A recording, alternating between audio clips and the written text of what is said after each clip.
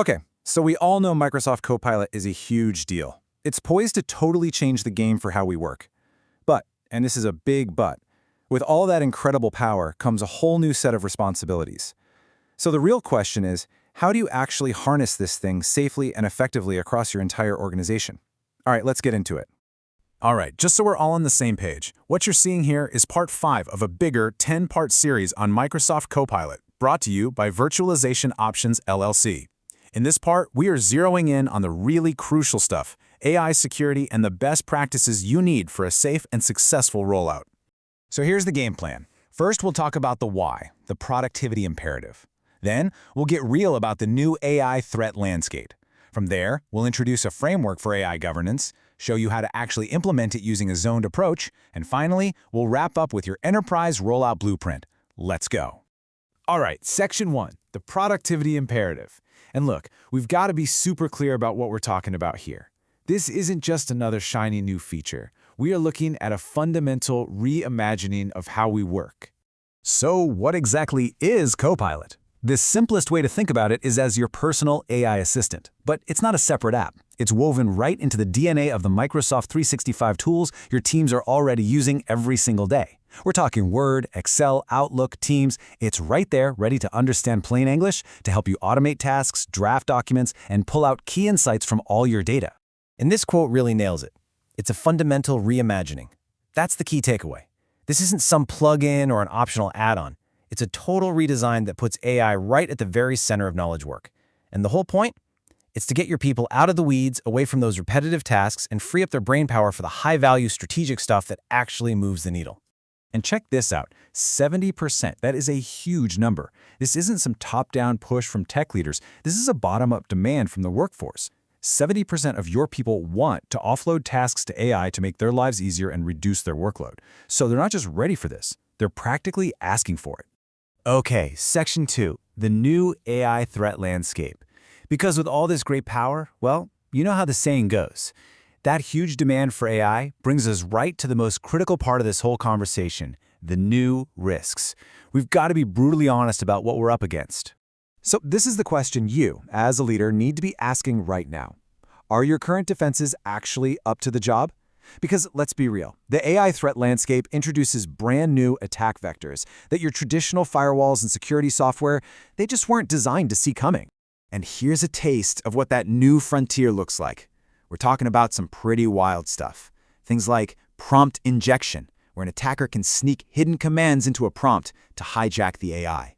Or data poisoning, where they corrupt the very data your model learns from. And think about social engineering at scale. AI creating thousands of hyper-personalized, totally convincing phishing attacks. Your old playbook just won't work against these. So what's the answer? You can't just stick your head in the sand, and you definitely don't want to shut down all this innovation. The answer is smart governance. Let's walk through a framework, the zoned approach, that's all about striking that perfect balance between innovation and risk. Okay, here's the core concept, the zoned approach. The big idea here is that one-size-fits-all governance is a recipe for disaster. So instead, we break it down. You've got Zone 3, which is your low to medium risk citizen development zone. Think personal productivity stuff. Then there's Zone 2, a medium risk zone for partner development on things like departmental tools. And finally, Zone 1 is your high-risk enterprise production for mission-critical systems. This structure is what lets you say yes to innovation without saying yes to insane levels of risk. All right, so let's get practical. Let's really dig into each of these zones and define the rules of the road for each level of play. First up, Zone 3, citizen development. This is your sandbox. It's the safe space for experimentation. We're talking about employees building little tools for themselves or their immediate team to boost their own productivity.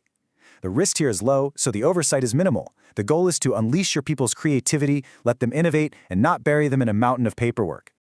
Okay, now we're leveling up to Zone 2, partner development. This is where collaboration is key. It's that middle ground. Let's say your HR department wants an AI agent to handle common benefits questions. They're not going to build that alone. They partner up with IT. The business brings the need, and IT brings the expertise, reviewing security, data access, and providing that essential oversight to make sure it's built safely and securely. And finally, the big one, Zone 1, enterprise production. This is for the heavy hitters, your most mission-critical, high-risk systems. Think AI agents that are accessing sensitive financial data or patient health information. These aren't experiments. They are full-blown enterprise applications managed entirely by IT, with the exact same strict, rigorous controls you'd have for any other core system. We're talking the whole 9 yards. Security audits, change control, DR planning, you name it. All right, Section 5, your enterprise rollout blueprint. So having a great framework on paper is awesome, right? But the billion-dollar question is, how do you actually do it? How do you roll this out across a massive organization without everything descending into chaos? The key is you don't try to boil the ocean. You use a proven phased approach. You start small with what we call an executive pilot. Get it in the hands of your senior leaders. Give them white glove support, get their feedback, and turn them into your biggest champions. From there, you expand to a few key departments, learning as you go. And only then, once you've got your governance and support model totally dialed in, do you go for the full-on enterprise-wide rollout. And please, remember this. This is not just an IT project. A successful AI adoption is a team sport. You absolutely need IT and security. That's a given. But you also need legal and compliance at the table from day one to navigate the risks. You need HR to champion the training and change management. And you desperately need the business units themselves to tell you where the real value is. Seriously, it takes a village to raise an AI. So let's just leave it with this final thought. Your workforce wants AI. That's not a guess, it's a fact, and that demand is only getting louder. They see the potential. The real question you need to go back and ask your own teams is your governance ready to deliver it to them safely? Are you prepared?